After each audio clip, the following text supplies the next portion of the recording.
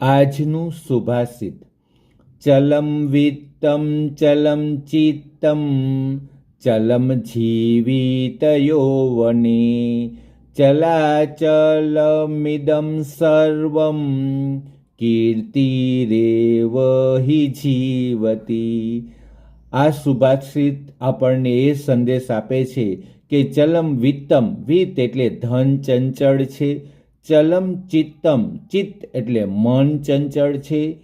ચલે જીવિત યૌવને, આ યુવાની અને જીવન પણ ચંચળ છે.